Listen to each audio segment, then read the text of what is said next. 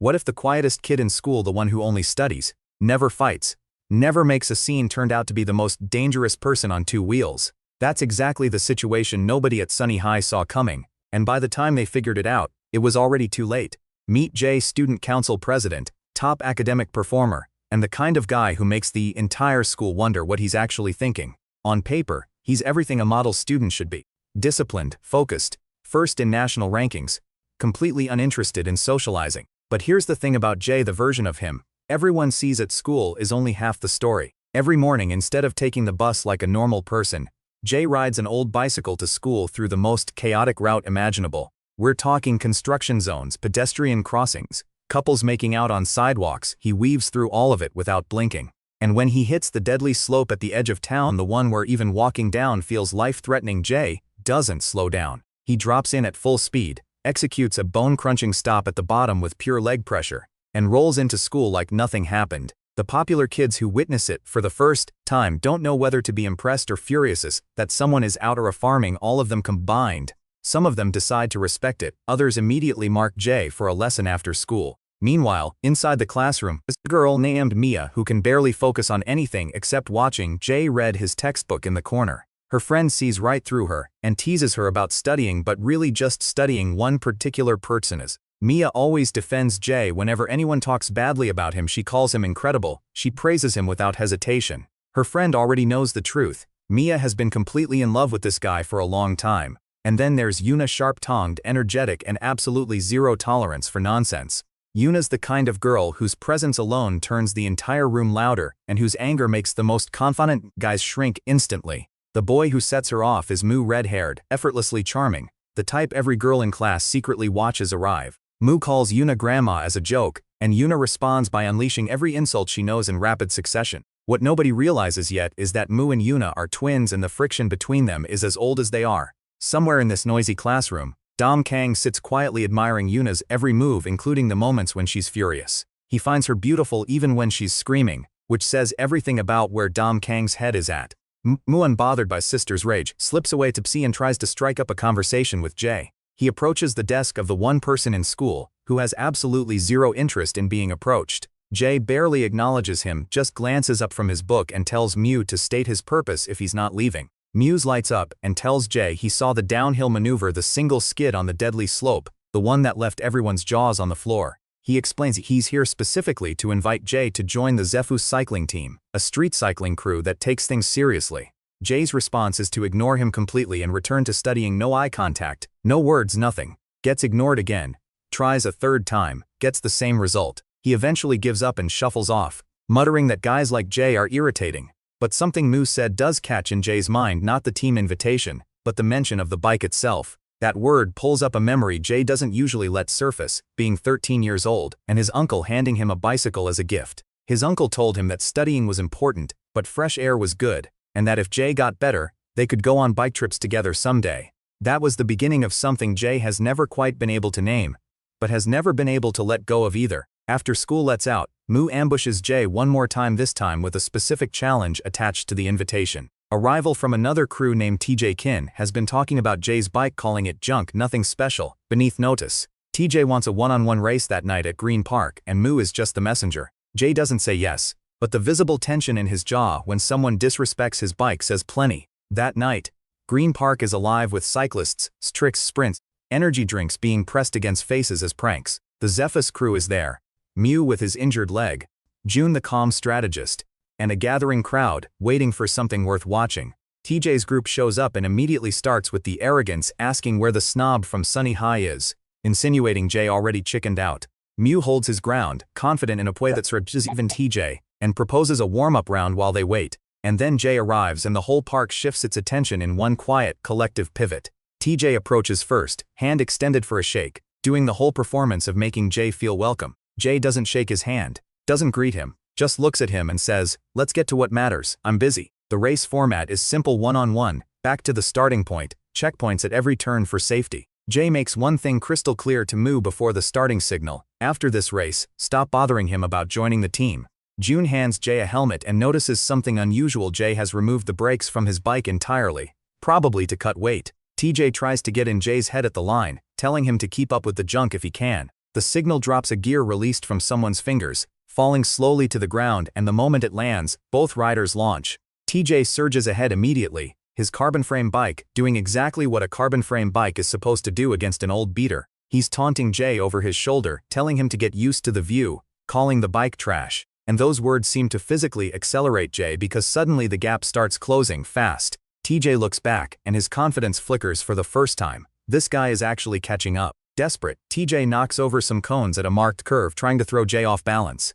It causes a brief wobble, but June is filming and shouts a warning, and Jay reads the road in an instant. A car pulling out of a side street becomes a ramp. Jay hits it. It gets airborne. It executes a 360 mid-air and lands rolling. June behind the camera loses his mind. TJ loses his entire plan. The race resets into something else now. No more games, no more trash talk, just two riders pushing everything they have. Side by side on the straightaway, Jay tells TJ flatly, he just wants to end this ridiculous race. A sharp curve looms ahead, and TJ is already calculating. He knows something about this turn, and whatever it is makes him speed up. What TJ did not calculate is Jay's relationship with corners. Jay enters the curve and drifts a full perfect textbook drift right in front of TJ's eyes. When they emerge from the turn, Jay has a lead that TJ cannot mathematically recover from. But TJ is not done being foolish furious. He pushes himself to the absolute physical limit on the final descent. June has been shouting at both of them the entire time to slow down. There's a fence at the bottom of the hill, and it is not decorative. Jay reaches the fence and does something incredible. He uses it as a deflection point, barely grazing the metal to redirect his momentum, and keeps pedaling. TJ hits the fence at full speed. His pride shatters even louder than the impact. Jay slows, looks back, confirms TJ can't continue, calls him a loser, with the same flat expression he uses for everything, and pedals to the finish line. Back at the park, the crowd hears the news before TJ's teammates can process it. Sunny School 1. Moo, who had been practicing tricks to pass the time, catches the helmet Jay tosses at him and watches Jay walk away without a word. Jay's message is delivered without a single extra syllable: don't bother me at school again. But things don't end cleanly at the park. Jay makes it home, stubs his toe on a corner, and collapses in front of the TV just in time for his favorite cat-themed anime. Yes, the kid who just executed a mid-air 360 on a brakeless bicycle is completely undone by a cartoon about cats. His older brother K-Joe watches this entire transformation and has genuinely no idea what to make of his sibling. The next morning, finds his tires destroyed from the race, rides the ruined bike to school anyway, past a traffic jam that traps everyone else. On that same bus, Mia catches a glimpse of Jay cycling past and forgets entirely that she's packed into an overheated vehicle. In a luxury car also stuck in the same jam, some wealthy student watches Jay glide past and genuinely considers abandoning the car right there. Even the school principal, a well-built man who commutes by bicycle himself, pulls up alongside Jay and they ride the last stretch together. Jay notes that riders like them aren't always welcomed on roads or sidewalks, that even bike lanes don't guarantee safety. The principal smiles and tells him to stop talking and pick up the pace, because neither of them can afford to be late. At the school gates, there's already a scene. A second-year student, with suspiciously orange hair, has suspicion stopped for violations of basically every rule in the handbook. No badge, no backpack, wrong hair color, no explanations that actually hold up. He's a walking policy violation and he knows it. The principal resolves it diplomatically. The students scatter like mischievous kids given amnesty, and school begins. Inside the classroom, the gossip machine is already running. Someone uploaded the race footage, and kids who don't even like bikes are watching it on their phones. Moo catches Jay's attention just long enough to acknowledge the video, surrounded by girls who want to know. Since when Moo knows the student council president, Jay doesn't participate in any of this. He's reading, which is what he does when the entire world decides to be loud around him. Mia watches him from across the room, stealing glances, hoping for eye contact that never quite arrives. When he does look in her direction, she blushes furiously, then decides maybe he was just looking at the clouds outside and didn't see her at all. After school, Jay is riding home when his tire goes flat, and that's when TJ and his crew show up, looking for something. TJ has a bandaged face and a grudge, and he starts with the bike, kicking it to the ground right in front of Jay. Something in Jay snaps. He throws a punch, not a great punch. Doesn't do much damage, but it's enough to confirm that Jay will fight. TJ and his friends return the favor in full, stomp on Jay's glasses, and leave him on the ground with a busted face and a ruined bike. That's when Dom Kang walks by, the guy Jay refused to let borrow his bike earlier, and takes in the whole situation with immediate calm assessment. Dom remarks that bullies always like fighting 3 against 1, cracks his knuckles and drops his backpack on the ground. TJ's crew starts whispering to each other, and whatever they're whispering makes TJ's bravado evaporate almost instantly. TJ glares at Jay, calls him lucky, and leaves before Dom Kang has to prove why people whisper his name with that specific tone. Dom extends a hand to help Jae up. Jae ignores it, gets up by himself, tells Dom to forget it ever happened and tries to walk away. Dom calls after him, points out that Jae is injured and the bike is wrecked, and offers to at least walk him to a pharmacy. Jae tells him to stay out of his life. Dom gives him exactly 1 more second to change his mind, then knocks Jae unconscious. Moo, who has arrived on the scene, stares at Dom in disbelief. Dom explains that if he hadn't done that, they would have argued all day. He slings Jae over one shoulder, tells Moo to grab the bike, and starts walking, neither of them knowing where Jae actually lives. The solution arrives in the form of Jae's younger brother K-Jo, who nearly sprints the other direction when he sees 2 strangers carrying his unconscious sibling. Dom and Moo clock the resemblance immediately, same face, just younger, and follow K-Jo until the truth comes out and they end up at Jae's house.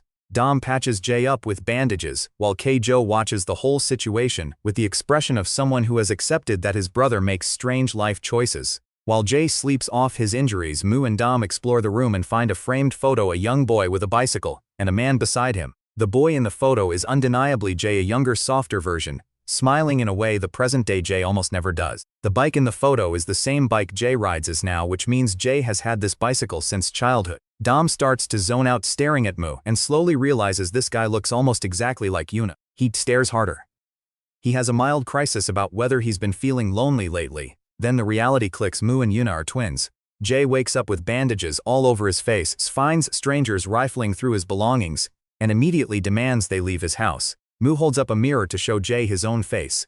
Dom announces he deserves no thanks, as this is simply what Duda Loose looks like. Jae is not grateful, but he also doesn't quite manage to get them out before they start messing with his computer. Things escalate rapidly in the direction of forbidden internet content. Jae's brother opens the door, immediately understands what's on screen, and has opinions about it. The night ends in chaos, laughter, and Jae's mother coming home to find a stranger rummaging through her refrigerator. She looks at Moo, recognizes him as the son of a prominent businessman, and immediately starts cooking his favorite meal, fried chicken with sauce. When she asks Jae how he made such a valuable friend, Jae says flatly, "We're not friends." His younger brother, thrilled to be unhelpful, adds that their mother always said friends were useless, and gets a chicken drumstick thrown at his head for it. A cat has also appeared. K-Jo has already named it Jack. The battle over whether Jack stays is already lost. Jae's mother notices both Jae and Moo have been in a fight, and when Moo tries to deflect, she announces she will personally go after whoever is responsible. Later that night, Jae and Moo are in the same room.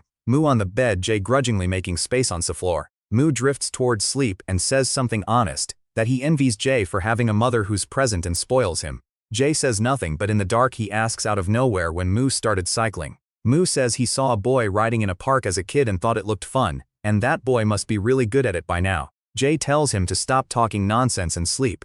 But the question was asked, and that means something. Moo announces the next morning that he'll be staying for a few more days. Jae's mother already said yes. Jae stares at him with the dead-eyed expression of someone who has lost a negotiation he didn't know he was having. Morning at the house, Jae in a cat print apron cooking breakfast while Moo barely wakes up from the smell. Moo immediately assumes the food is for him. He's already holding a spoon when Jae explains the food is for the cat. Moo, genuinely offended, is told to make his own breakfast. Jae has priorities, and Jack the cat is apparently above in the hierarchy. Meanwhile, across town, a phone call is changing everything. The school principal is on the line with his granddaughter Shelley, who is returning from England. Shelley, blonde, confident, athletic, and the kind of person who enters rooms like she already owns them, is coming back to Korea. She asks her grandfather if she can enroll at his school. He agrees, beaming, not yet knowing what he's about to release into his carefully maintained institution. Yuna has orchestrated a student council meeting at a cafe for the weekend, and her actual goal is getting Jae and Mia alone in the same space. Mia has spent an entire evening trying on outfits, rejecting all of them, and when Yuna calls to say she's already on her way, Mia panics and grabs the first reasonable thing she can find. She arrives at the cafe, looking more polished than anyone has ever seen her. No glasses, styled hair, the kind of appearance that makes Dom Kang genuinely not recognize her at first. Dom Kong is there because Dom Kong shows up everywhere Yuna is, with the logic of a devoted golden retriever. The cafe also contains Vinny Hong, a guy with different colored eyes, an extremely short feet, and a complete inability to ignore people who stare at him. When a group at another table starts making comments about his appearance, Vinny stands up, borrows their coffee cup, complains it's sour, then kicks their table over. One of the guys ends up on the floor, Another ends up with hot coffee on him. Vinny insists it was all unintentional. Dom Kang tries to intervene and de-escalate.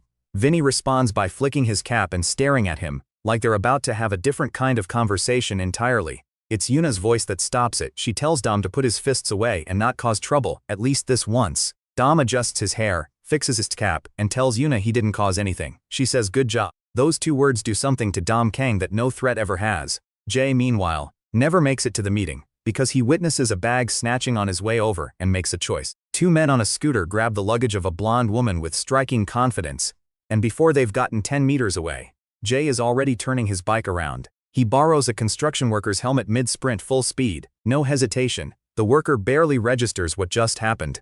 What follows is a chase sequence that ends with Jay going airborne off a wall, flying over kids eating ice cream, and throwing the bike itself at the motorcycle to stop it. The criminals drop the bag and flee. The kids who watched it happen tell each other a man just flew on a bicycle. The blonde woman pulls up in a white car. It's Shelley, the principal's granddaughter, and she wants to take him to a hospital. Jay hands her the bag, assesses his bike, determines it's not rideable, and starts walking while carrying it on his shoulder. He calls Yuna, tells her he was in an accident and won't make the meeting. And Yuna immediately worries while the cafe table speculates he made up an excuse. Yuna shuts that down fast. Jay is not the type to avoid responsibilities. Mia says nothing.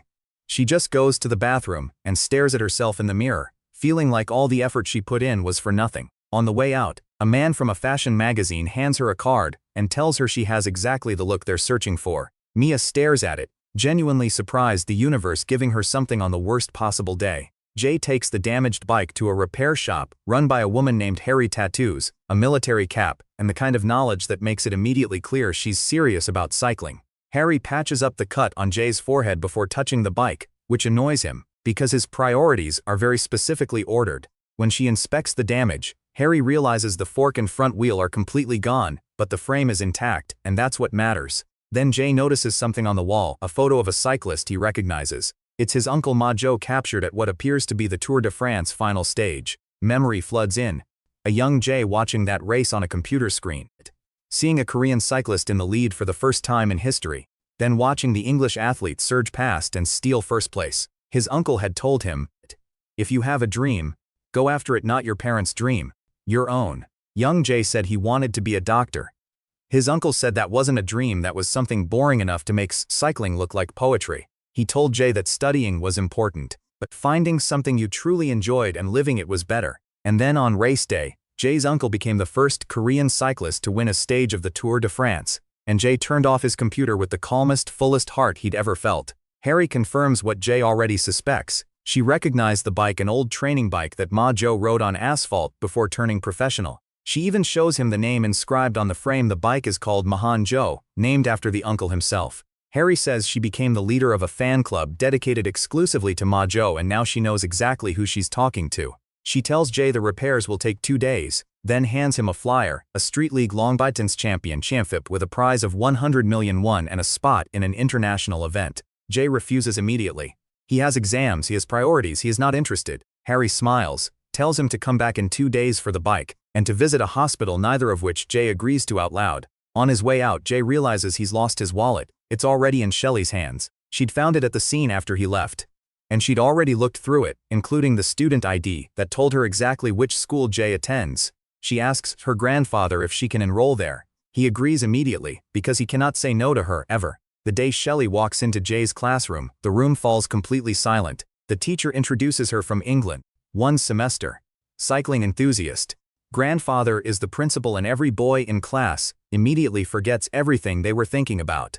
Yuna watches her classmates turn into a collective disaster zone and can barely hide her disgust. Shelley scans the room, spots Jay, who has not looked up from his desk, and walks directly to him. She kisses him on the cheek right there, in front of everyone. The classroom erupts. The principal, who has been watching through the window to make sure his granddaughter integrates smoothly, nearly has a cardiac event. Mia goes completely still.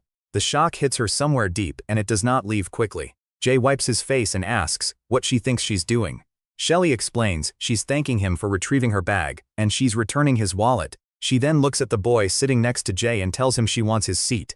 He gives it immediately. No one refuses Shelley anything. Within minutes, Jay's desk is surrounded by people wanting to know when he got a girlfriend who looks like that.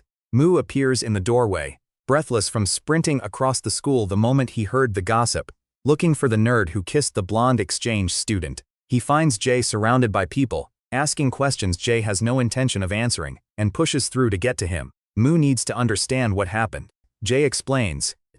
Shelly appeared, kissed him, and that's the entire story. Moo finds this suspicious.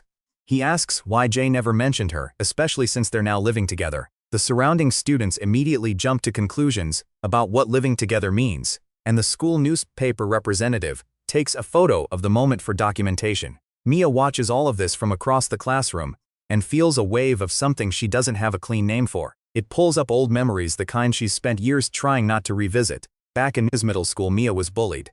Not gently, the kind of bullying that humiliates in front of everyone. Books thrown on the floor, glasses broken. The glasses were expensive. She needed them to see. She was standing there without them when Jay walked over and asked about her prescription.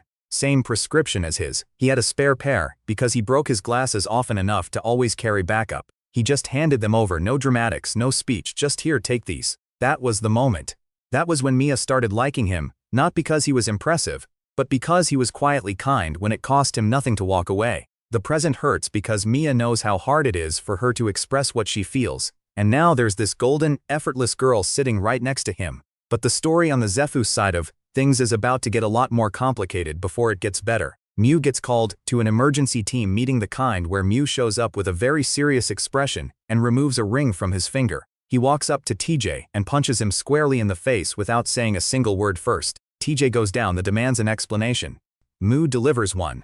TJ went after Jay, who is connected to this team, and that kind of attack on team members does not slide. TJ, already smirking through a split lip, argues back, claiming Jay started it, calling Moo out of control, suggesting the one who should leave Team Zephus is Moo himself. The room starts to fracture. People who've been quiet start voicing complaints about Moo's leadership. Sudden means no notice. Decisions made without consensus. TJ weaponizes the grievances perfectly.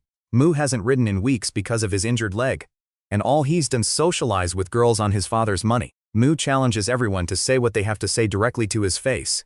They do. It doesn't go well for Moo. With no other option and too much pride to back down, Moo proposes a race. Sunny High versus Mountain High. Winner keeps their spot in Zephus. June thinks this is a catastrophic idea. He's right. But he loves Moo too much to let him go into it alone. The format ends up being 3-on-2. Mountain High has the numerical advantage from the start, and everyone knows it. Moo asks if anyone else will volunteer for their team. The room stays silent. It is Sunny High versus Mountain High, 2 against 3. June reaches out to Jay as a last resort, explains what happened. Explains that if Moo loses, he gets expelled from his own team. Jay says it's not his problem. June gives him the time and location anyway and leaves. The race night arrives and June is already doubting. 8 minutes past the start time, no Jay. 2 against 3 is brutal math. Harry Lee shows up on a scooter commentator for a cycling channel on Paprika TV, takes her helmet off to reveal a face that temporarily paralyzes every guy present. She asks to live stream the race. Ma says it would be an honor. TJ is thrilled at the idea of humiliating Moo in public with an audience. The format, a relay race with LD bracelets. Deposit the bracelet at designated handoff points. First team to finish wins. June goes first for Sunny High, racing against Mountain High's Hyungmin, and the first stretch is curve heavy, which favors Jun's technical riding over raw speed. The rival is taunting Jun, pushing pace, convinced that Jun's quiet demeanor means he's holding nothing back. He's wrong. Jun is riding in the rival's slipstream, drafting off the windbreak created by the leader, conserving energy, waiting. Harry spots the technique immediately and explains it to her audience. This is a legitimate racing strategy. Not a kid hiding, this is deliberate positioning. On the uphill section, the rival shifts to a heavier gear and pushes hard, expecting to open a gap. Jun responds by doing the same, and the gap doesn't appear. When they crest the hill, Jun makes his move, and the viewer watching the live stream cannot believe what they're seeing. Mountain High has the lead. Jun passes the bracelet to Moo, who takes it with a burning leg and rides like the injury doesn't exist, because losing here means everything he built gets dismantled. On the Mountain High side, TJ waits impatiently for his bracelet, calculating that his team's third leg will let him dominate the finish. But the numbers are wrong. Moo is ahead, the gap is too wide, and then the worst happens. A cat, the exact same cat that caused Moo's original injury, appears in the middle of the road, playing with a ball. Moo brakes hard, twists wrong, aggravates the leg, and goes down on the asphalt with a crash that the livestream captures, in perfect, brutal clarity. Harry pauses the broadcast. Jun, watching from a distance, already knows what happened before anyone tells him. TJ still racing. Doesn't know about the crash yet, he's pedaling furiously, convinced he still has a chance. Then he crests a section and sees it. The fallen bike. Moo on the ground. Harry crouching beside him. A smile crosses TJ's face. He thinks this was always inevitable, racing with an injured leg was always going to end exactly like this. Moo blinks through blurry vision trying to see who's near him. When his eyes focus, he finds two faces, Harry's and Jay's. Jay is standing there with his hands in his pockets asking what Moo is doing on the ground like that. Moo tells him he doesn't need to be stared at like that, he could just pass the message along. Jay reaches down and removes the bracelet from Moo's wrist. Everyone stares. Then Jay puts it on his own arm. Moo insists Jay doesn't have to do this. June quickly explains the rules and the remaining course in 30 seconds. Jay listens without expression. He says, don't misunderstand, he's not doing this for the team. He has matters to settle. Moo knows that's only partially true. He tosses Jay the helmet with a smirk. Go teach those losers a lesson. Jay looks at the sweaty, smelly helmet, then puts it on without further comment, and disappears down the road. TJ is practically singing to himself as he approaches the finish, convinced the race is his, the team is his, everything worked out exactly as planned. He stops being smug when a shape appears in his peripheral vision, closing distance at a speed that doesn't make sense for a bicycle. His eyes go wide. It's Jay. The look on TJ's face shifts from satisfaction to panic in the span of about 2 seconds. He starts sprinting, genuinely terrified, not posturing anymore, because the gap is shrinking at a rate that suggests Jay is not operating within normal human parameters right now. Jay is hunting. There's no other word for it. He is closing the distance with absolute, focused precision, and TJ can feel it even without looking back. The final section, a downhill. TJ's plan crystallizes: outrun him on the descent, use the momentum, take the victory. But TJ knows his own mind, and his mind carries the memory of the last time he went downhill at full speed. The fence, the crash, the humiliation. The fear hits him like a wall. He breaks. He can't stop himself from breaking, and in that instant the lead dissolves. Jay doesn't break. Jay's bike doesn't even have brakes, but that's irrelevant, because Jay wouldn't use them anyway. He executes a rock walk during the descent, a 180-degree drift, a maneuver so routine for him that his expression doesn't change at all. He comes out of the drift ahead and keeps going. Then Jay does something no one expects. He stops. He plants himself in the middle of the road, turns to face TJ and waits. TJ, coming down the hill, has to brake hard to avoid a collision and stop centimeters from Jay's front wheel. Furious shaking, TJ asks if Jay has lost his mind.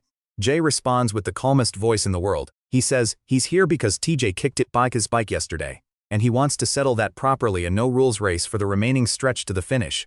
Jay says, let's see if that carbon bike is really as fast as you think it is. And then looking directly at TJ. In the end, don't blame the bike. Blame yourself. TJ tells him to shut up and start already. They line up side by side and launch. TJ's carbon frame edges ahead by millimeters. At first the technical advantage doing exactly what it was supposed to do. And then Jay shifts his weight, drops his cadence into the power range he's been holding back, and drives forward with everything. The gap inverts. Jay is passed. TJ stares at the back of someone who is simply better than him, on a bike that shouldn't be winning anything and cannot close it. Jay crosses the finish line with a red flag, the Sunny High bracelet on his wrist, and the same flat expression he always wears. The crowd is stunned. Then someone recognizes him, the student council president, the guy who beat TJ the first time, the guy they thought didn't even like cycling. Protests erupt. It was unfair. He's not even on the team. This shouldn't count.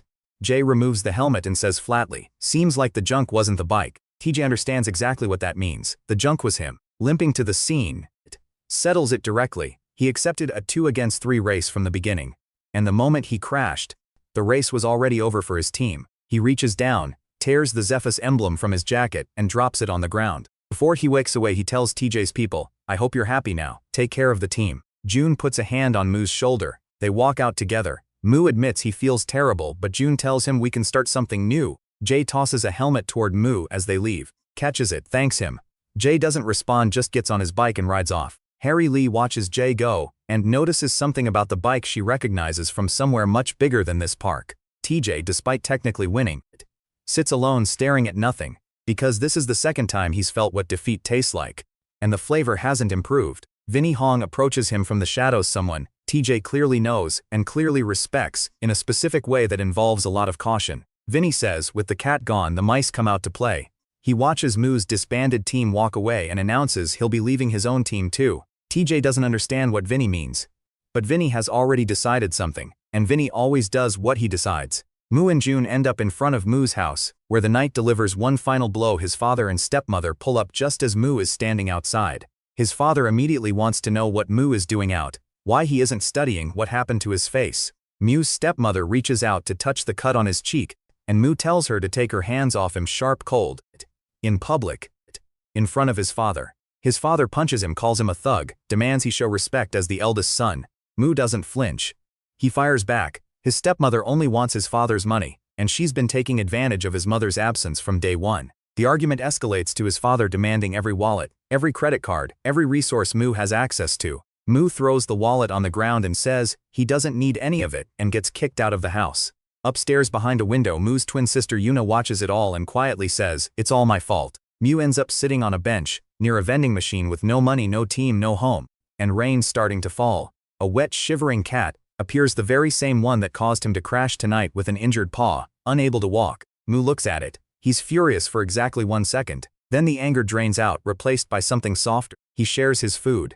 The cat eats straight from his hand, gentle and trusting. He picks it up, wet and trembling, and holds it. Two soggy, injured creatures alone in the rain, and Moo is the one crying. Jay's brother K-Jo happens to be passing by with an umbrella, and stops dead when he sees a strange guy standing in front of his house in the downpour. K-Jo recognizes Moo as one of his brother's weird associates, but can't make sense of the situation until he sees the cat. The cat is the deciding factor. K-Jo goes back inside, grabs an umbrella, and opens the door because he cannot leave an injured animal in the cold. He clarifies to Moo he brought him in because they came together. Moo is a package deal with the cat. Begrudging temporary mercy. Jay finds Moo inside his house, dripping to the floor, holding a cat named Jack that didn't exist 3 hours ago. There's a long pause.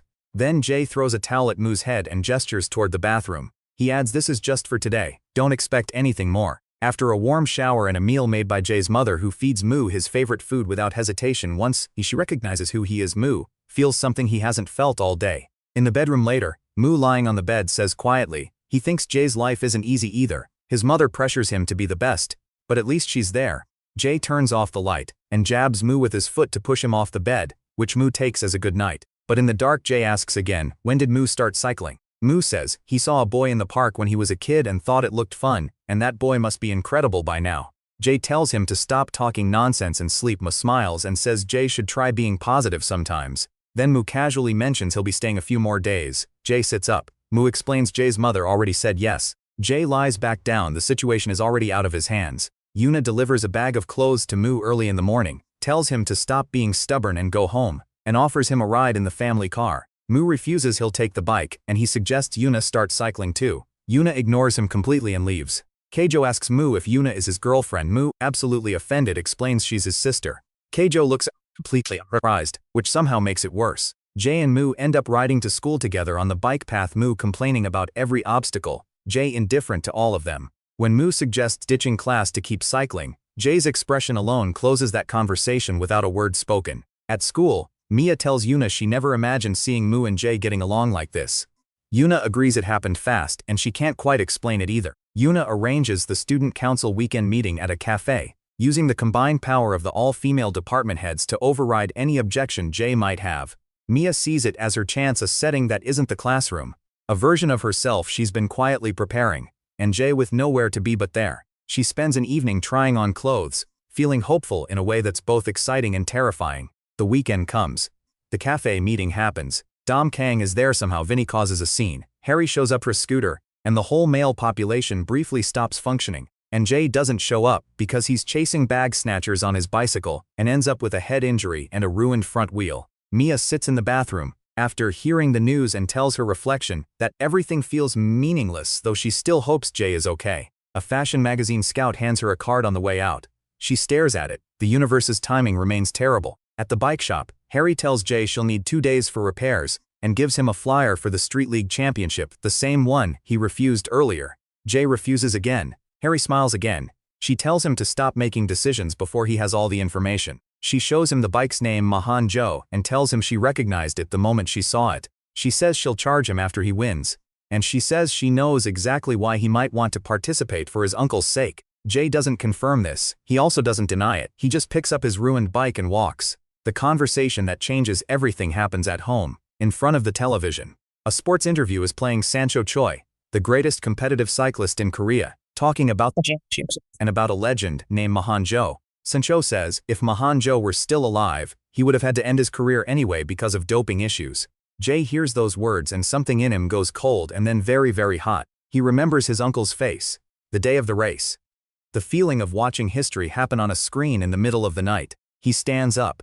Announces flatly, in the middle of an argument with Mu over the remote, that he's joining the competition. Mu thinks he misheard. He didn't. That night Jay, Mu, and Jun meet in a square under the lights, and Jay explains without explaining. He can't ignore what Sancho said about his uncle. He won't tell them the whole story, but the reason behind the sudden decision is personal, in a way that goes far beyond prize money or fame. Jun says whatever the reason, it's good to have Jay.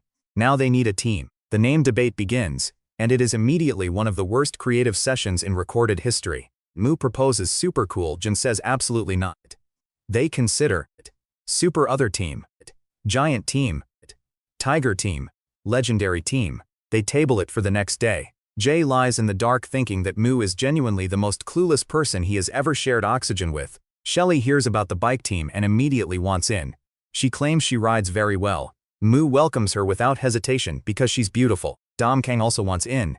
He doesn't have a bike yet, but he's working on it. The team name gets settled when a hawk moth appears and buzzes around Dom Kang while they're arguing, and Moose, watching it, wonders how fast someone could pedal 90 times per second like a hummingbird's wings.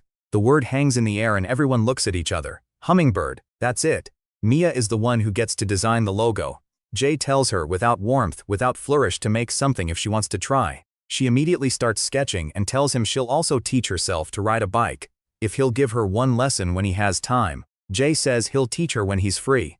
Mia is delighted by this, in a way that's out of proportion to the words, and she knows it and she doesn't care. Dom Kang's bike situation. He finds one online for 100,000 won, messages the seller, offers half as a discount, and the seller agrees immediately. Dom Kang feels extremely lucky. He should not feel extremely lucky. The seller is a scammer. Dom Kang's father, upon hearing his son wants a bike for exercise, hands over 50,000 won and says that should be enough for a decent one. Dom Kang stares at the money and mentally calculates how deeply insufficient this amount is.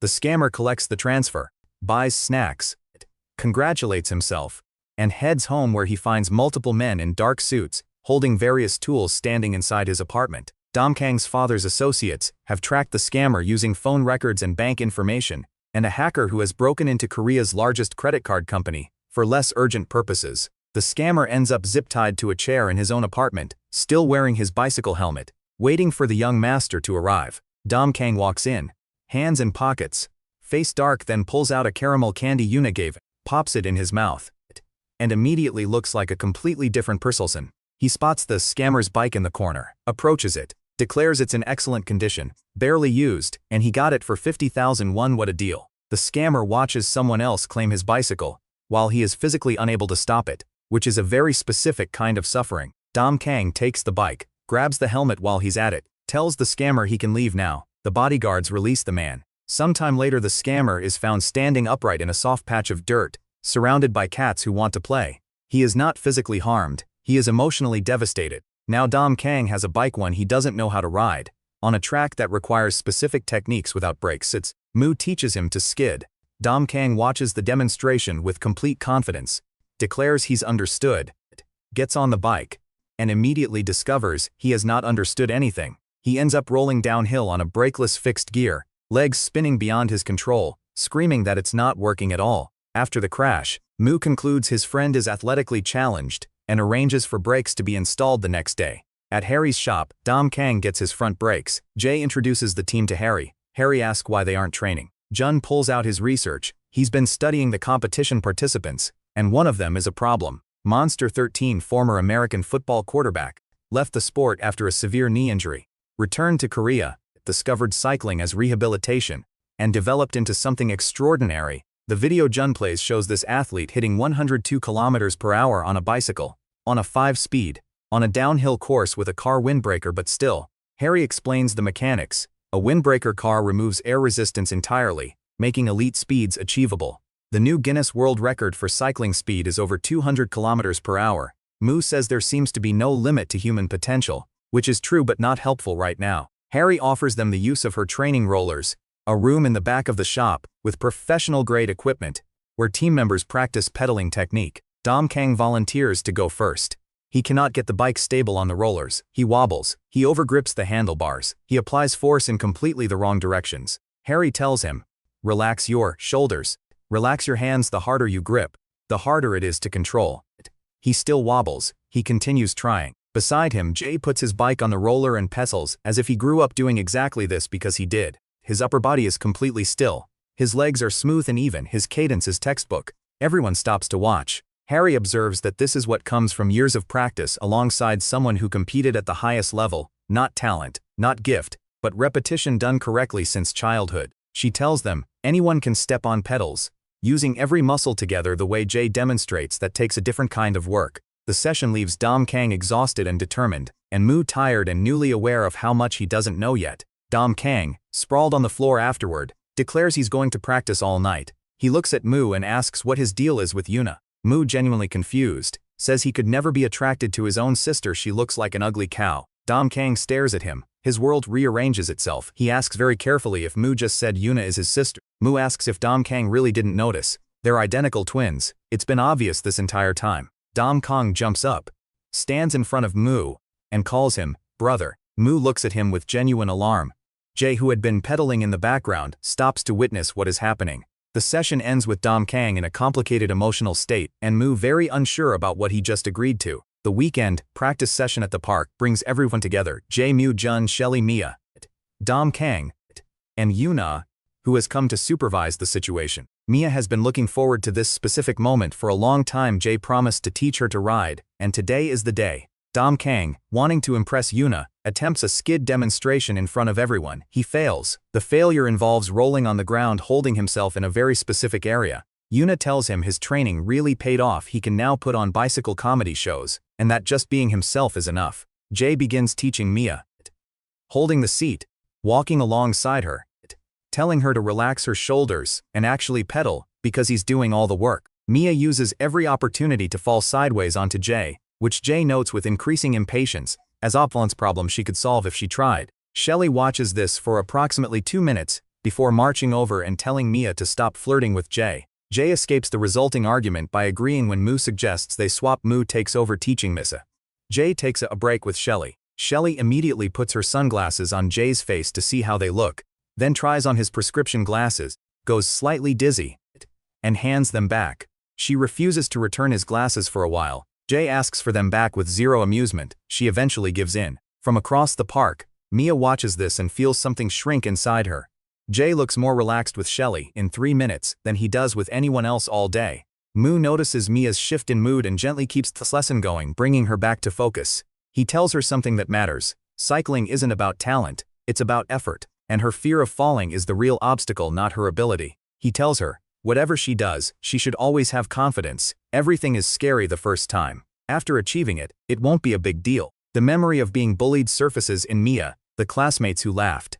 The silence he kept, the confidence that got chipped away year by year. But Mu's hand is on her helmet, steady and patient, and she decides she's not going to let fear be the reason she can't ride alongside Jay. She gets back on the bike. Mu holds, encourages, guides and then quietly lets go without her noticing. Mia is pedaling on her own. Everyone watching sees it before she does. When she realizes no one is holding the seat, her face opens up into pure surprised joy, and even Shelly, watching from a distance, has to admit she can't completely dismiss it. Jay glances at Mia's achievement, and Shelly, reading his glance, decides she doesn't need to understand why knowing how to ride a bike matters that much. But the look Jay gives Shelly, quiet, flat, slightly disapproving, suggests he has opinions about that perspective. The day disperses. Jay tells everyone they seem comfortable and announces he's leaving, which sends the entire group in different directions within minutes.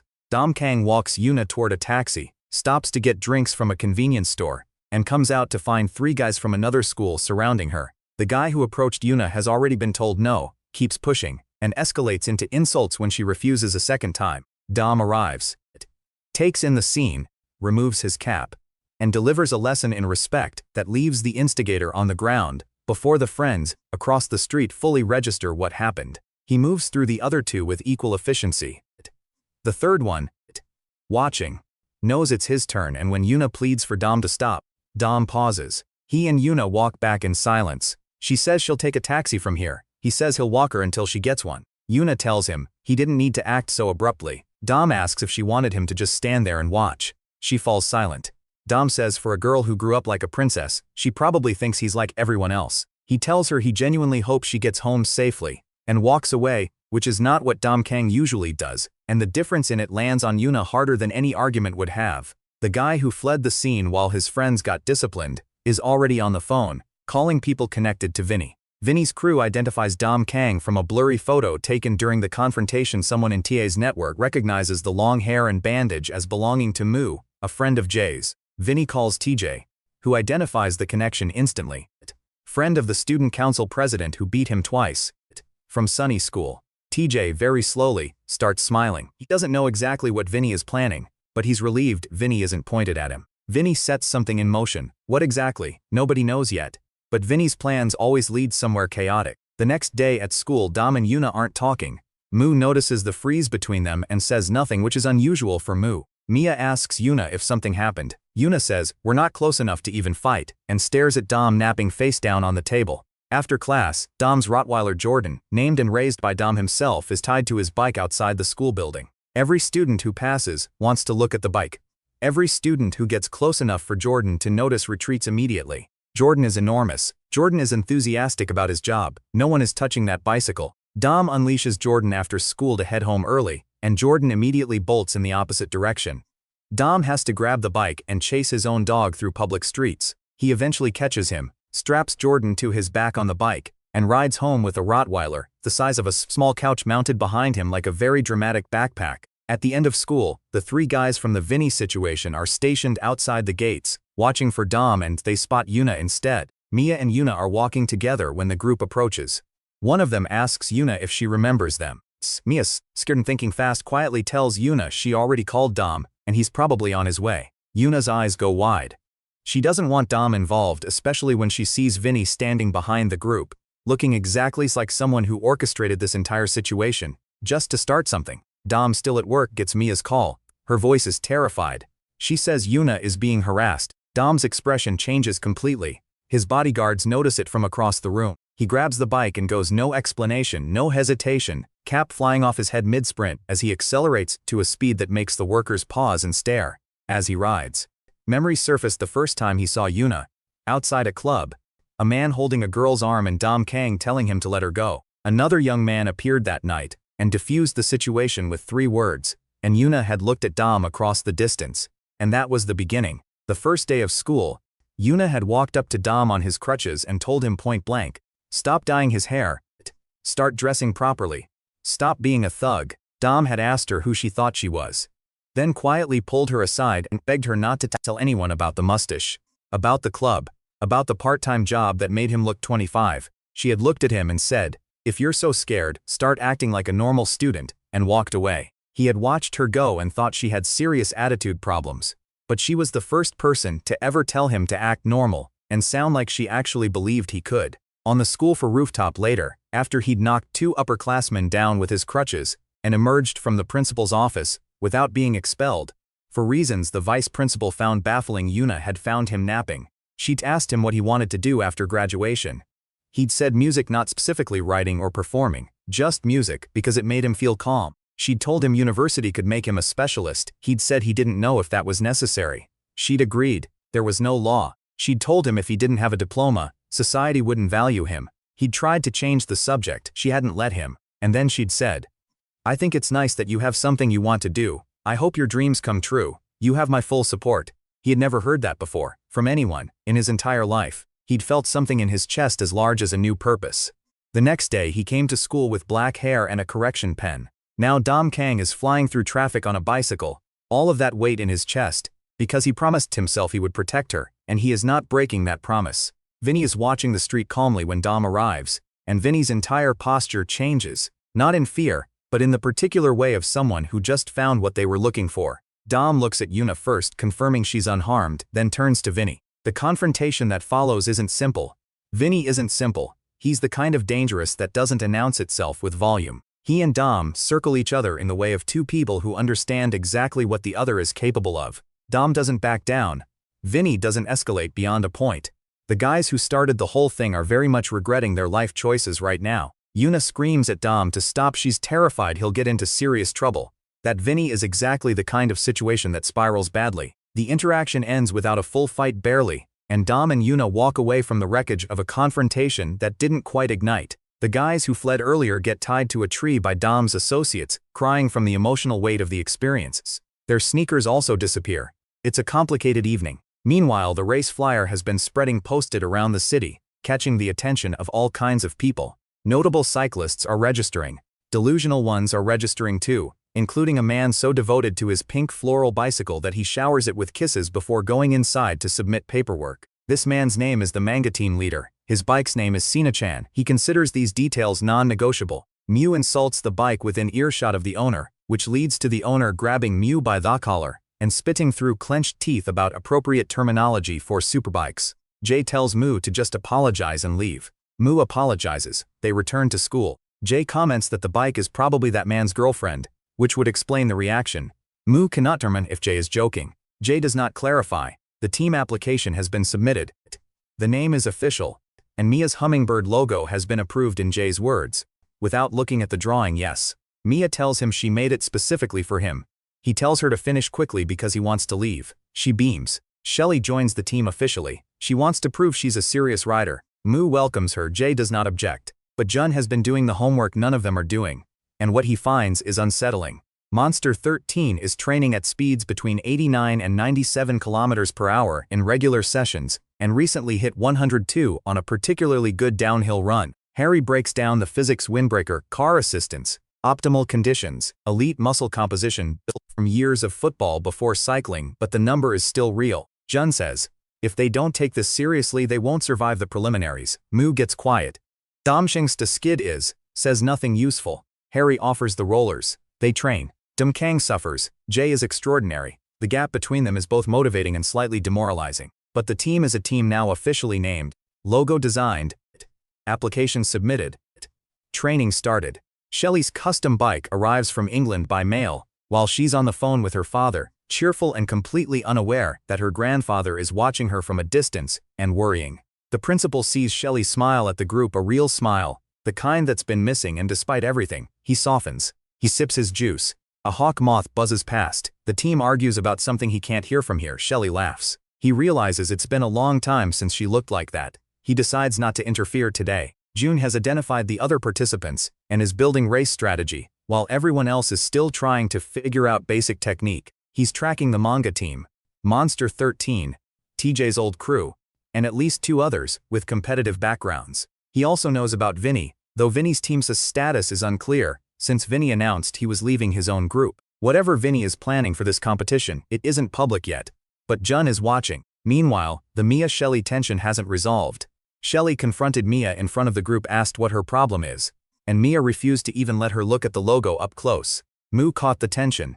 Jun caught it. Even Mew, who rarely clocks interpersonal dynamics when there's cycling to think about, caught it. Jay looked at Mia's logo and said yes without looking at it, which made Mia feel both satisfied and slightly annoyed. She said she was glad he liked it. She made it specifically for him. He said, hurry up, I want to leave. This is who Jay is. It's also somehow why Mia isn't giving up. Kang has the bike, has the brakes, has Jordan guarding it outside school, and is practicing skidding in private sessions after his work shift ends. His bodyguards time him. He breaks his personal records. He's starting to actually look like someone who belongs on a bike, even if just barely. He is doing all of this for one reason, which his bodyguards understand, and his father finds mildly confusing, and which Yuna doesn't know about yet. Kang has decided that if he's going to be part of this team, if he's going to be around Yuna's brother, around the group she now partially belongs to, he's going to be worth being around. The day before the preliminary rounds, Jun gathers the team for a final briefing. He goes through the competition structure, the participants they've identified, the route segments that will favor their strengths and expose their weaknesses. Kang listens seriously, which is new. Shelley asks smart questions, which surprises Mew. Jay sits in the back reading something, which surprises no one. Jun points out they are not the favorites. Monster 13 is. The manga team is an unknown. Vinny is a variable nobody can fully account for. Their advantage is Jay. If Jay can perform the way Jun has seen him perform, they have a realistic path through the preliminaries. Jay doesn't comment on this. Jun says, the goal isn't to win the whole thing. The goal is to reach the final round with Sancho Choi's amateur team challenge. Because that is what this is actually about. Sancho Choi said Mahan Jo would have been disqualified for doping. Jay intends to prove on the road what doping looks like compared to what Manhwa was. Mew finally understands the full shape of Jay's motivation. He doesn't say anything about it, neither does Jun. They just look at Jay in the back of the room. Jay continues reading. The moment passes. Shelley already knows part of the story. She saw the name on the bike at Harry's shop. She recognized Harry's reverence when she talked about it. She's done the math. She doesn't bring it up with Jay. But she also doesn't pretend she doesn't know. Mia, who has been designing and sketching and trying to learn everything about the sport she knows nothing about, catches on faster than anyone expects. She asks Jay late one afternoon quietly if this is really just about the prize money. He doesn't answer. She doesn't push. But she finishes the logo refinements that night and makes it better than she was asked to, because she understands now that this matters for ice reason she isn't supposed to know yet. Race day comes with the weight of everything that's been building. The team that almost didn't form, the boy riding his uncle's bicycle, the girl watching from the back who's come further than she planned. The preliminary course runs through the same streets. Jay has been riding every morning the same construction zones, the same bad sidewalks, the same slope at the edge of town. He's been training on this city without knowing he was training on it. Monster 13 arrives, and the crowd clears a space around him, the way people do for something and to itself. He looks at the field with the specific indifference of someone who has already decided how this ends. The manga team arrives. Sina-chan is decorated with small charms. The owner has dressed for the occasion in a way that makes everyone slightly uncomfortable and strangely respectful at the same time. Vinny arrives alone. No announcement. No team designation, no explanation for why he left his previous group. He just finds a place to stand and watches everything. TJ is in the crowd. He spots Jay among the hummingbird team and his jaw tightens twice now. On two separate occasions, this person has taken something from him. Jun is in his head. Shelley is warming up. Dom Kang is doing breathing exercises, his bodyguards suggested for focus. Moo is checking Jay's bike with the seriousness of someone who understands what's riding on this. Jay stands at the start line with his uncle's bicycle, the one named Manhwa, and the city spread out ahead of him like it always has been. The preliminary signal drops, the field launches. Monster 13 goes to the front immediately. The pace he sets is not sustainable for most people in this field, and he knows it. The manga team's leader rides with unusual fluency. The devotion to his bicycle apparently also has included years of learning how to move with it. Jun holds position in the middle of the pack, conserving, reading, building the picture. Dom Kang is somewhere in the second half of the field, riding within his limits, not trying to be a hero, doing exactly what the team asked him to do. Shelley is pushing forward. She is genuinely fast, and a few of the men around her discover this and do not enjoy discovering it. And Jay is in the back third of the field, not pushing, not straining, barely visible, and Jun notices this with the same quiet awareness he brings to everything. By the second segment of the preliminary, Monster 13 has opened a gap that most of the field cannot respond to, but Jay has moved through the field without appearing to move through it. Each turn, each stretch, each moment of crowd-induced hesitation around him, used as an opportunity. He's not racing the field, he's racing the course. The slope appears the same slope Jay rides every morning, and the field hesitates. Everyone who hasn't ridden it before brakes instinctively. Jay doesn't brake. Manhwa doesn't have brakes.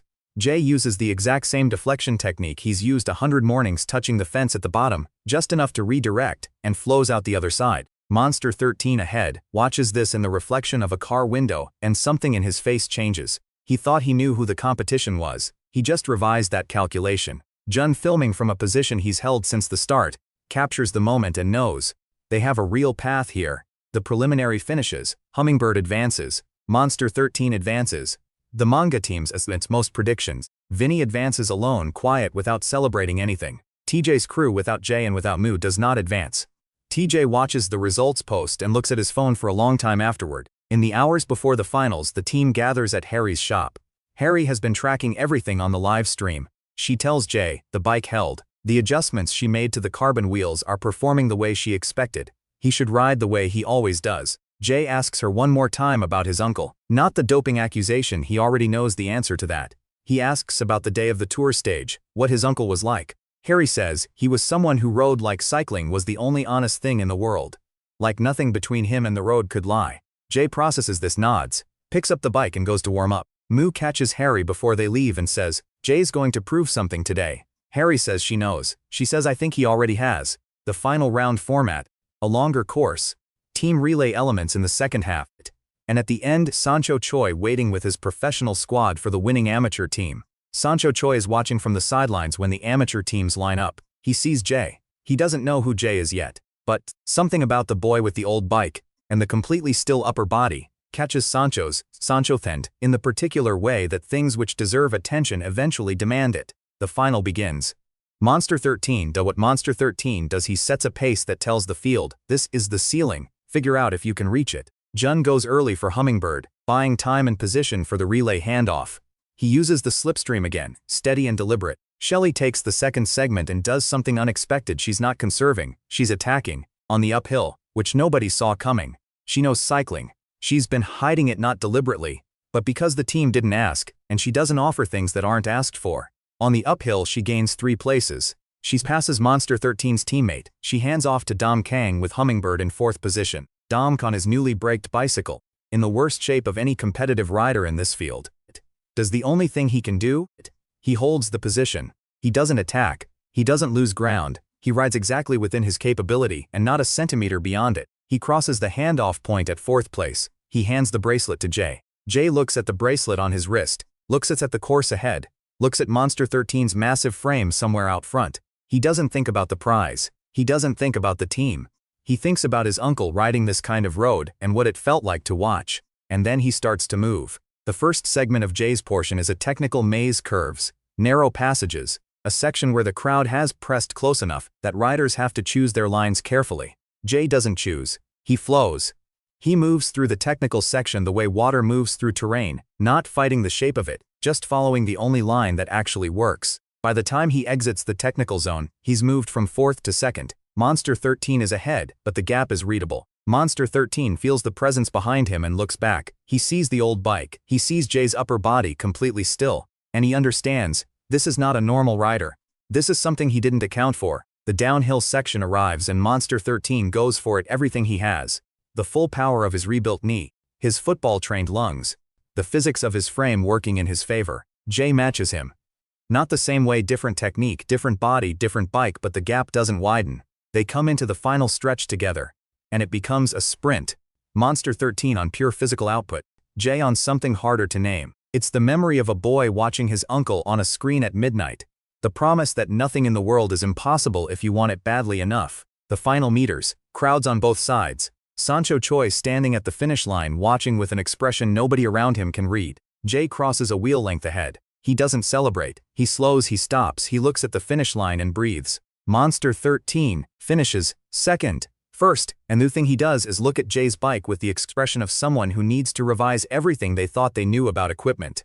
The crowd around the finish reacts loudly, completely, in the particular way of people who just watched something they'll be describing for years. Moose is somewhere in the crowd making a noise that is incompatible with the composed image he tries to maintain. Jun has the camera running, he has the whole thing. He knows exactly what this footage means. Dom Kang is standing very still, holding Jordan's leash, and for once in his life has nothing to say. Shelly is watching Jay, and something in her expression has shifted. She came here because she found a wallet and recognized as a name and followed a impulse. She stays because she understands, finally, what the old bike is and what it carries. Sancho Choi approaches the Hummingbird team. He congratulates them on winning the amateur bracket. Then he tells them, his team will race the final stretch with them, as promised. Jay steps forward. For the first time in the entire competition, he speaks to someone outside his team. He tells Sancho, he rides this bike because his uncle gave it to him, that his uncle won the final stage of the Tour de France on his own ability, that the doping accusation was wrong, and he intends to prove it on the same kind of road, with the same kind of riding. Anytime Sancho wants to look, Sancho listens. He's quiet for a long moment, then he says he saw what Jay did in the preliminaries on that slope, and again on the downhill in the final. He says, that's not the riding of someone who learned from a cheater. That is the riding of someone who was taught correctly. By someone who knew what correct meant. Jay holds this. He doesn't respond immediately. He just looks at the bike, the name Mahan Joe pressed into the frame, and something in his face settles. The challenge race between Hummingbird and Sancho's team begins on the final stretch, and it is not a charity event. Sancho's professionals are professionals. They do not slow down. They do not make it easy. Jay matches them stride for stride through the technical sections. And on the downhill he does the 180 drift, the same move he did in the relay race, the same move he does every morning, and comes out ahead. Sancho, riding alongside him, watches the maneuver and understands something. This is not learned. This is practiced until it's instinct. This is a decade of quiet work. They cross the challenge finish together. Sancho's team. Hummingbird. Cameras everywhere. Harry watching the live stream from the shop with an expression she won't let anyone see. Afterward, in the quiet after the crowd begins to disperse, Sancho finds Jay one more time. He says, he was wrong about what he said in the interview. He said it because it was what the records suggested. But records don't always carry the full truth. He says Manhwa's name belongs among the greats. He says it clearly, in front of the camera. Jun is still running. Jay nods once. That's all. He doesn't need more than that. It's not the applause he was after, it's the correction. Mia, who has been watching from the edge of the crowd the whole time, watches Jay stand there with his uncle's bike and look like someone who has finished something important. She sketches the moment in the margin of her notebook. She doesn't show it to anyone. Moo puts his arm around Jun's shoulder as they walk away and says he's glad they did this. Jun says I know. Mew says he still thinks the team should be called Super Cool. Jun says we're not doing this again. Dom Kang is walking home. Jordan trotting beside him. And he thinks about what it felt like to hold his position out there, to not collapse, to give Jay what Jay needed. He thinks about Yuna, who still isn't talking to him, and the conversation they haven't finished yet. He thinks about music in the club in high school, and a girl on a rooftop who said, I hope your dreams come true, you have my full support. He still hasn't figured out how to tell her what those words did to him. He thinks he might figure it out before too long. Shelley rides back toward her grandfather's house on her English bike, the good one. Finally arrived, and thinks about the next semester. 1 semester, she said. 1 semester, to study and see and then go back. But the city looks different when you've raced through it. She pedals past the slope at the edge of town, looks down it, and doesn't brake. She accelerates. She wants to see what the bottom feels like. Somewhere behind her, the principal watches through his office window and decides his granddaughter is going to be fine. He also decides he needs a faster bicycle. Harry closes the shop late, locks up, sits in the training room, and looks at the picture of Ma Jo on the wall. The bike is out there again, being ridden the way he always said it should be, like an extension of the body, like nothing between the rider and the road. She turns off the light and goes home. She feels good about how today went. Jay rides back through the city the same way he rides every morning, through the construction zones, past the couples, down the difficult paths. He's not in a hurry. He's not performing for anyone. He's just riding the way he always has on the bike his uncle named after himself. When he gets home, Mew is on the couch watching something with Jack the cat curled on his lap and K-Jo asleep against his shoulder. Ma looks up when Jay comes in and says, well, Jay says we won. Did you settle what you need to settle? Jay says, nods, doesn't push further. Goes back to whatever he was watching. The cat does not move. Jay sets the bike against the wall gently. The way you put down something important, and goes to make tea. His grades are going to need attention. He has exams next month. He has a student council meeting on Saturday. Life has not reorganized itself around any of this. But something has been resolved that could not have been resolved in a classroom. And Jay knows the difference between those two kinds of work. His uncle once told him that studying was important, but finding something you truly enjoyed and living it was better. Jay spent years not quite believing that was something he was allowed to do, not while there were rankings to maintain and expectations to meet. And a version of himself everyone needed him to be. But the slope at the edge of town has been there every morning. The bike has been in his room every night. The name Manhwa has been in the frame since his uncle handed it to him. He was always going to ride. He just needed a reason that was bigger than himself to finally admit it. Mia sits at her desk that evening and looks at the logo she designed, the hummingbird, wings mid-beat, caught between two places at once. She thinks about what Moo told her in the park. Confidence isn't the absence of fear, it's moving forward anyway. She thinks about the way Jay said yes to her logo without looking at it, and somehow that was exactly right, not dismissal, just complete trust. She thinks about the fashion magazine card in her desk drawer, and how she hasn't decided what to do about it yet. There are a lot of things she hasn't decided yet, but she's been pedaling on her own for a few days now, and that is a start. Dom Kang texts Yuna that night, just, are you home safe? She responds after a pause. He responds, good, that's all. She stares at her phone for a while after that. Jordan, somewhere across the city, is probably also staring at something and not saying what he's thinking. The Hummingbird team has qualified for the International Amateur Championship as a result of the Street League result. None of them were planning on this. None of them have the training background to go in without serious preparation. All of them already know they're going. Jun sends out a single message to the group. Training starts Monday. 5 in the morning. Harry's shop. Dress properly. Responds, 5 in the morning? That's inhumane. Jun responds, bring the cat if it helps. Jay responds, don't bring the cat. Monster 13. Back at his own training setup, pulls up the race footage on his phone and watches Jay on the downhill for the third time. His knee aches the way it always does after a hard day. He watches the drift, watches the stillness of Jay's upper body. He saved this clip. He doesn't know yet whether they'll end up racing each other again, or alongside each other. He thinks it could go either way. He finds he doesn't mind. Vinny, wherever Vinny is probably planning something. He is always planning something. Whatever it is, it will arrive when it arrives. TJ deleted his race day photos. He's been cycling alone in the early morning for the past 3 days, nothing organized as no group, just himself and a route he made up. He hasn't named his bike. He doesn't plan to name his bike, but he's out there every morning, which is something new for him. Sancho Choi went back to his team's facility and said very little about the day. But he found the archived footage of Mahan Jo's tour stage finish and watched it again. He watched the sprint at the end, the English athlete gaining, Ma Jo holding the final meters, and saw in it something he'd dismissed for 2 years. He made a note in his training journal. 3 words, look at the technique. He underlined it twice. At Harry's shop, the wall photo of Ma Jo has a small handwritten note tucked into the corner of the frame now. Harry wrote it this morning. It says he would have been proud. Jay doesn't know about the note. He'll see it when he comes in for the pre-international maintenance session. Harry will pretend she didn't write it. Jay will pretend he didn't read it. This is how some things between people work, communicated without being said, understood without being acknowledged, real in the way that matters most. The city is early morning quiet when Jay rides the next day. The slope is the same slope. The fence at the bottom is the same fence. He takes the deflection at the same point, emerges at the same angle, and keeps pedaling towards school. Nothing looks different. But the bike is lighter somehow, not in weight. The bike weighs exactly what it always has. Something that was being carried in the frame has been put down in a place where it belongs. Mew catches up on his own bike at the intersection foremost school gates, slightly out of breath, hair not quite managed yet. He pulls alongside Jay and says, race you to the gate. Jay says, no, come on. Jay says, I'm busy. Mew sprints anyway. Jay doesn't. For about 2 seconds. And then does not because he has anything to prove, but because sometimes it's just faster. Mew loses. This surprises no one, including Mew.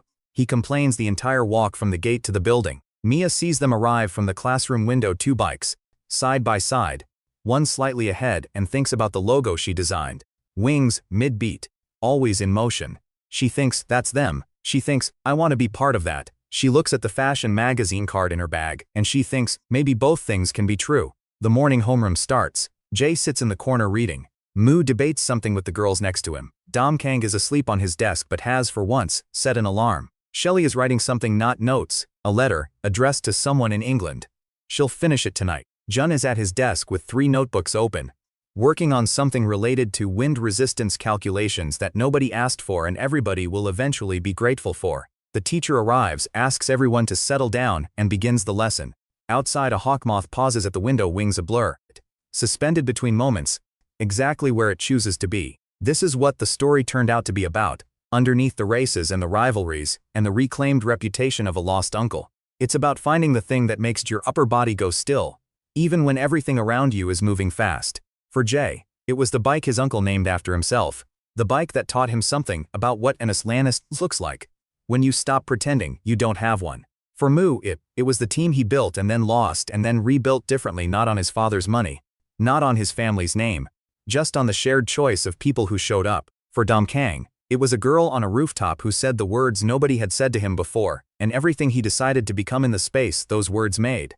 For Mia, it was learning to stop waiting for the fear to go away before she started moving, to pedal forward anyway, and trust that the balance would come. They were all, in their own way, riding brakeless on a steep descent, no guarantee of the bottom, just the choice to keep going. The international championship is ahead. Monster 13 will be there. Vinny will probably be there. The road will be longer and faster and less forgiving than anything they've trained for. They'll be ready, not perfectly, not completely, but in the way that actually counts, together, focused, with the name Hummingbird on their jerseys, and a logo designed by someone who made it specifically for one person, and ended up making it for all of them. Mahan Jo won a stage of the Tour de France, on a bike that was an extension of his body, riding a road that wanted to beat him, in front of people who didn't know his name yet. His nephew is doing the same thing in smaller stakes for now, but the road doesn't care about stakes, only about whether you show up honestly. And Jay always shows up, even when he tells everyone he's not coming, even when he says it's not his problem, even when he acts like none of it matters to him. He shows up because the bike has his uncle's name in the frame, And the city has always been there waiting to be ridden. There is no version of this story where Jay doesn't show up. That has always been the truth underneath all of it. The school day continues. The city moves around them. The slope at the edge of town is always there for anyone brave enough to drop in, somewhere across the city. Harry opens the shop, turns on the lights, and makes tea before the first customer arrives. She looks at the wall. She looks at the note she tucked into the frame. She thinks he would have been proud. She thinks he would have liked that kid. He would have liked that the kid is impossible to talk to, and rides like the road owes him something and carries the bike the same way Ma Jo did. She takes a sip of tea. The day begins. And in the classroom at Sunny High, behind a textbook he is genuinely reading, Jay thinks about the international course, the elevation profiles Jun sent, the wind patterns, the competition. He thinks about his uncle's face the day of the tour, the way he looked in the finished photo that Harry has on her wall. He thinks, that's what it looks like when something is finished cleanly. Not perfect, there were competitors faster than him, there always are, but honest. Jay closes the textbook, opens a different one. The exam is next month and the grades are not going to fix themselves. He is still the student council president. He is still the top academic performer. He is still the boy who rides to school every morning because at least that much is his. None of that has changed. All of that has gotten a little more honest. The bike leans against the wall beside his desk, the one that leans against every wall he parks it by. The one with the name pressed into the frame that only Harry and Jay know to look for. Manhwa. A name for a dream that survived everything thrown at it, including the years and the accusations and the silence. Jay reads his textbook. Outside, the hawkmoth is still there. Wings beating 90 times per second, going nowhere and everywhere at once. The bell rings. Everyone moves. The city churns on around the school like it always does, in different, fast slopes and fences and shortcuts only some people know. Mia tucks her sketchbook away. Domkang stirs from his nap and immediately checks if Yuna noticed. She did. She says nothing. He counts that as progress. Mew grabs his bag and swings by Jay's classroom on the way out, because this is what Mew does now apparently, whether Jay likes it or not. Jay is already at the door. He doesn't wait. But he also doesn't tell Mew to stop following him anymore. Which is, for Jay, essentially an invitation. They walk out together, the most unlikely pair this school has produced. One loud and one quiet. Both of them carrying something the other helped them figure out how to hold. The city is waiting. The bikes are locked out front. The slope is at the edge of town. Tomorrow the training begins for real, 5 in the morning. Harry's shop, everyone dressed properly. Tonight there is studying and dinner and a cat named Jack, who has no idea he's become the mascot of a cycling team and would probably be fine with it regardless. The story of Team Hummingbird is still being written, the race is ahead. The rivalries still forming. The things people haven't told each other yet, that they eventually will. But the part of it that needed to be resolved, the name in the frame. The accusation answered. The proof ridden into the ground, that part is done. Mahanjo's name is clean. It was always clean. Now the road knows it too. Jay got on the slope this morning and will get on it again tomorrow. And the day after. Because that's what it means to have found the thing that's yours. Not the thing your parents chose for you. Not the thing the school needs you to be. The thing that makes you show up even when you said you wouldn't. That's what the old bike is. That's what it's always been. A gift from someone who understood that distinction before Jay had words for it. His uncle said, if you have a dream, go after it, not your parents' dream. Your own. It took Jay a few extra years and a lot of people calling his bike junk before he was ready to hear that properly. But he heard it. He wrote it. He proved it, not loudly, not dramatically, not in a way that needed an audience. Just on the road at speed, with the city watching whether it meant to or not. That is the only kind of proof that sticks. The school gates close behind them. The afternoon opens up.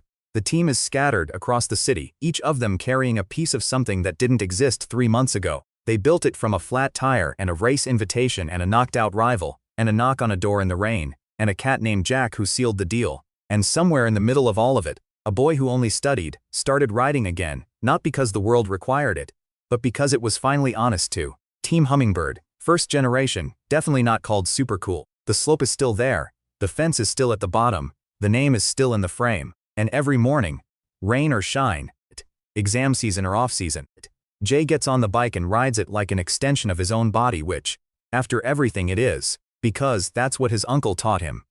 Because that's what the road asks of you when you commit to it. You show up, you ride honestly. You don't blame the bike. The rest, the victories, the name cleared, the team that somehow became real, the rest takes care of itself. And that, in the end, is exactly what Mahanjo would have wanted his nephew to understand.